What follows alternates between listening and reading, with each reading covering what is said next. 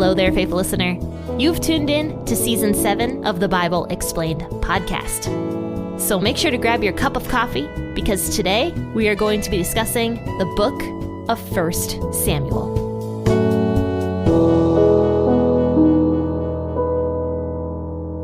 Hey there, and good morning, faithful listeners. How was your guys' Easter Sunday? Do you guys call it Easter or Resurrection Sunday? I know some people, they can be really picky about the term Easter. A lot of people like to say it's Resurrection Sunday. I never personally really worried too much about the term Resurrection Sunday versus Easter, because to me, I'm still celebrating the same thing. I'm celebrating Jesus rising from the dead. But let me know what you guys like to call it. Contact me and also tell me how your Easter went. I love hearing from all of you. And I got hardly any emails last week. I hardly got any. So contact me. You're going to find my contact information linked in the description of this episode. So tell me, do you call it Easter Sunday or do you call it Resurrection Sunday? And what did you do? Did you enjoy some time with your family? Did you enjoy some time by yourself? What did you do for the celebration of Jesus' resurrection, the happiest day of the year for us Christians? I'd love to hear about it. All right, guys, let's go ahead and read our stuff today. What are we reading today? Holy cow. We are reading 1 Samuel 22, 1 through 10 today. We're going to be talking about how Saul gets into another temper tantrum, and also how David begins to lean into God. So kind of the difference between these two men. So let's go ahead and read this. As always, I am going to be reading out of the WEB version or the World English Bible. But of course, feel free to grab your version of the Bible, whatever that might be, and join in with me. So let's open up our Bibles to, once again, 1 Samuel 22 and read verses 1 through 10. David therefore departed from there and escaped to Adullam's cave. When his brothers and all of his father's house heard it, they went down there to him. Everyone who is in distress, everyone who is in debt, and everyone who is discontented gathered themselves to him, and he became captain over them. There were with him about 400 men. David went from there to Mizpah of Moab, and he said to the king of Moab, "Please let my father and my mother come out with you until I know what God will do for me." He brought them before the king of Moab, and they lived with him all the time that David was in the stronghold. The prophet Gad said to David, "Don't stay in the stronghold. Depart and go into the land of Judah." Then David departed and came into the forest of Hereth. Saul heard that David was discovered, with the men who were with him. Now Saul was sitting in Gibeah, under the tamarisk tree in Ramah, with his spear in his hand, and all of his servants were standing around him. Saul said to his servants who stood around him, "Hear now, you Benjamites. Will the son of Jesse give every one of you fields and vineyards? Will he make you all captains of thousands and captains of hundreds? That all of you have conspired against me, and there is none of you who is sorry for me, or discloses to me that my son has stirred up my servant against me, to lie in wait as it is today?" Then Doeg the Edomite, who stood by the servants of Saul, answered and said, "I saw the son of Jesse coming to Nob, to Ahimelech the son of Ahitub. He inquired of Yahweh for him, gave him food, and gave him the sword of Goliath the Philistine." So David's kind of been all over the place at this point. First, he went to the temple after he found out that King Saul was legitimately trying to kill him. And then he lied to the priest who was at that temple. That's a very important thing to remember. And by the way, Doeg the Edomite, which we're going to talk about here, ended up hearing those lies and seeing what the priest did for David also, because the priest believed David's lies and helped out David, thinking that David was telling the truth, because David actually said, "I'm on urgent business from King Saul." And so, of course, Ahimelech, the priest, was like, "Oh, okay, I will help you out with whatever you need." And Doeg the Edomite, who was in the temple that day, saw what was going on and was kind of snooping around, listening, and heard the entire thing. But then after David goes to the temple to see Ahimelech, he ends up going down to Philistine territory for some reason, because he was afraid of King Saul, and for some reason thought it would be a good idea to go into enemy territory and maybe just kind of try to blend in and live there for a while. But that did not work, because he literally had Goliath's sword with him. which was a sword unlike any other. And of course, someone was going to notice this amazing sword that David had, and somebody was going to recognize David. That's what ended up happening. David was captured and brought in front of King Achish of the Philistines. And David, at that point, was very afraid, pretended to be insane in order to get out of prison from King Achish. It actually worked. King Achish freed David, and now he is back in Israel. So it says that David departed from there. Okay, so departed from the prison of King Achish and escaped to Adullam's cave. Now, during the time that David was in Adullam's cave, this is when he wrote Psalm 142. And I'm going to turn there right now and read it to you. It's very short, only 7 little verses. It says, "A contemplation by David when he was in the cave, a prayer. I cry with my voice to Yahweh. With my voice I ask Yahweh for mercy. I pour out my complaints before him. I tell him my troubles. When my spirit was overwhelmed within me, you knew my route. On the path which I walk, they have hidden a snare for me. Look on my right and see, for there is no one who is concerned for me. Refuge has fled from me. No one cares for my soul. I cried to you, Yahweh. I said, you are my refuge, my portion in the land of the living. Listen to my cry, for I am in desperate need. Deliver me from my persecutors, for they are too strong for me. Bring my soul out of prison, that I may give thanks to your name. The righteous will surround me, for you will be good to me." So David is pouring out a complaint to God about how much distress he is feeling and how everyone has completely abandoned him. And what's beautiful about this prayer is it seems like God answers it pretty quickly.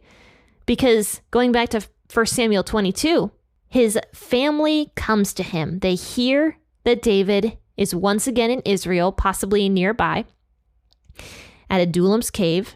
And I'm sure that this was a great comfort to David to see his family again.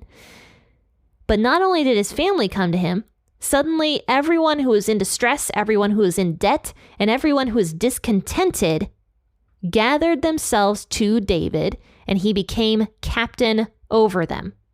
There were with him about 400 men. So David had this prayer to God saying, God, nobody remembers me. Everyone has abandoned me. No one cares for my soul. I have no resources. And then suddenly David has 400 men. He has all these reinforcements. God brought all of these people to David, people who were in distress, people who were in debt, and people who were discontented with Saul. So it says that now that David has quite a few reinforcements, he decides to go into the territory of Moab.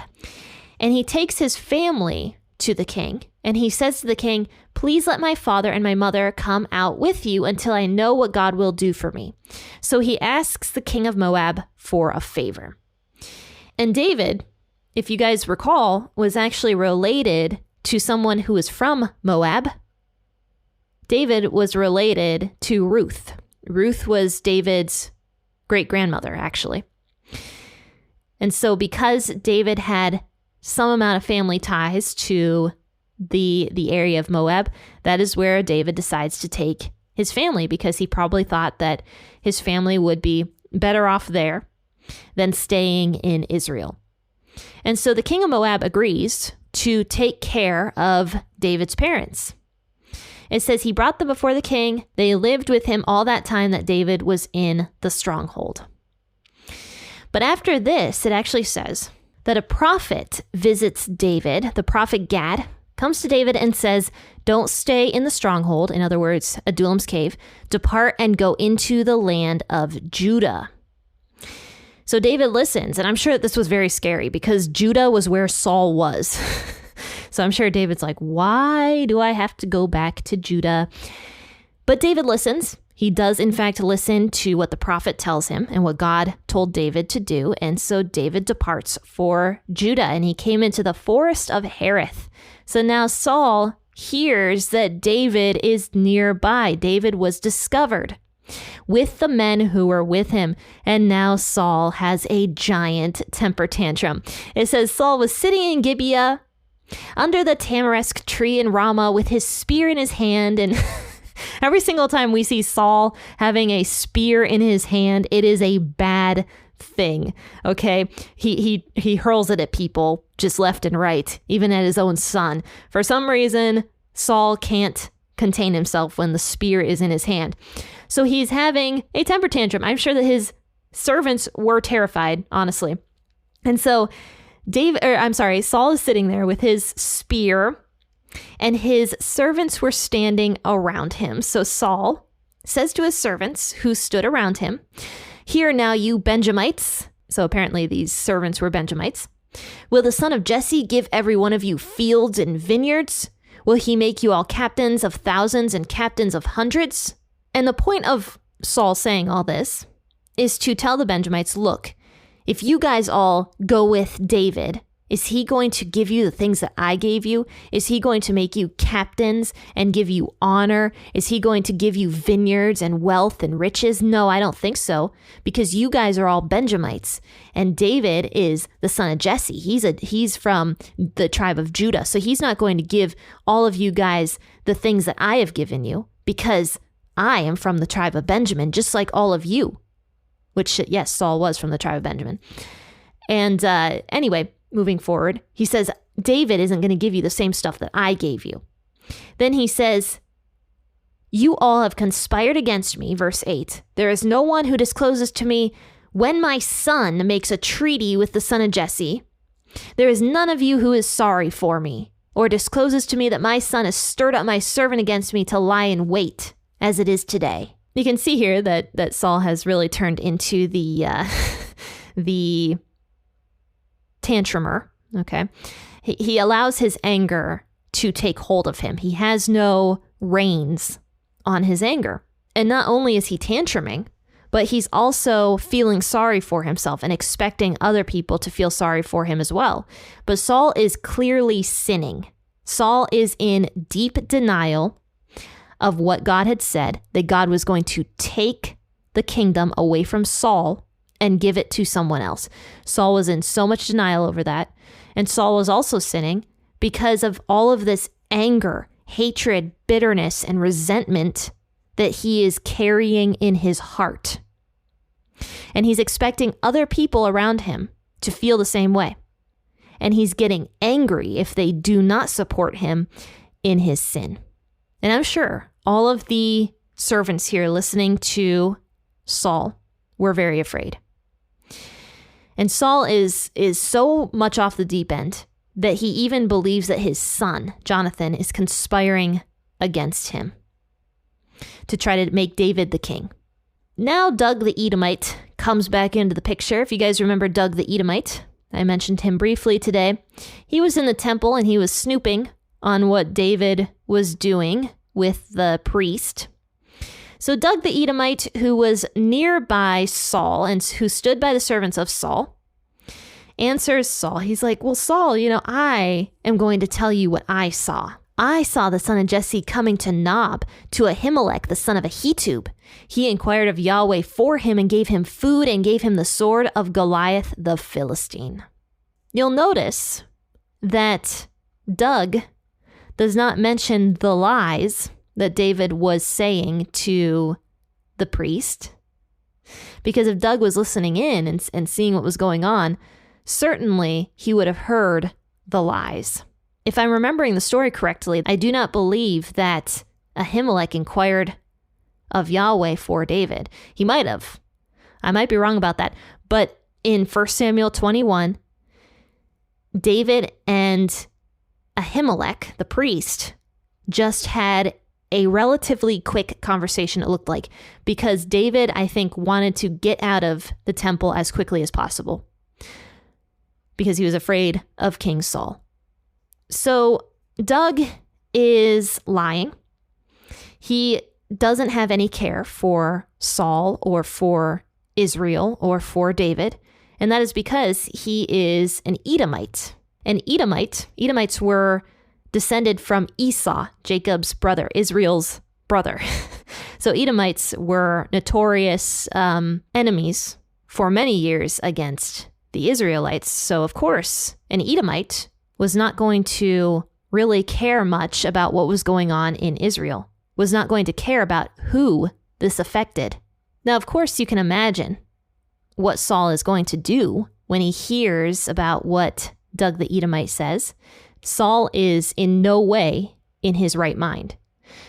And there's going to be dire consequences for what Doug the Edomite says to Saul here. Now, it could be, though, that Doug feared for his own life just because of the fact that Saul had a spear in his hand, and Saul was notorious for throwing the spear when he was angry. So it could be that Doug was fearful for his own life, or fearful for the lives of the other servants also. But just knowing what happens next in the story, it doesn't seem to me like Doug the Edomite really has much care for human life in general. So throwing my own 2 cents in there, which I always do, I think that Doug was trying to get on the king's good side. Honestly, I think that was the only reason that he narked on David and narked on the priest, was to get on Saul's good side. Because what did Saul just say? He was like, none of you guys care about me. None of you guys care when my son is betraying me. So in order to make himself look better, Doug's like, well, I care, King Saul, and here's what I saw. That is what I personally think. But of course, this entire thing that we read today just really shows God's provision for David. When David cried out to God, writing that psalm, God responded to David and gave David the reinforcements that he needed. Now, I did mention the other day, I don't think that David was completely alone. I do think he had some people traveling with him, probably not very many, but some people. But still, having a few people with you is not going to be enough. When you are banished from your home, you have to sleep and live in a dirty old cave. You don't have your brothers or your parents nearby you. You have no reinforcements, no weapons really. When somebody is trying to seek you out and kill you. So of course, David was going to feel a certain way about that. And he cried out to God, and God answered his prayer. God gave him his family, his mother and his dad and all of his brothers. And he also gave him 400 reinforcements. And that's just more proof in scripture that God is our strength. He is our reinforcements. And he is the one that we should be trusting in to protect us and to help us and to give us the provisions that we need. But we'll talk more about this story on Wednesday. I hope to see all of you guys then. Tomorrow, of course, we're going to be in the last chapter of the book of Acts. So I hope that you tune in for that, because it's going to be a really great chapter. It's a kind of a funny chapter, in my opinion.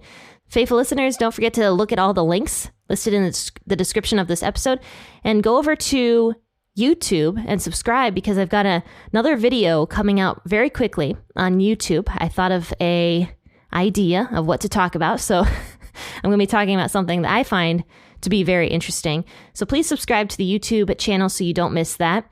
And also subscribe to the website, because my blog posts now that are written by myself, my sister, and my mom are going to be going more in line with the podcast. So when there's specific topics that I think would be really interesting to do a deep dive into, the blog is going to go more into those topics. Like, for example, the other day we talked about how David was lying, right?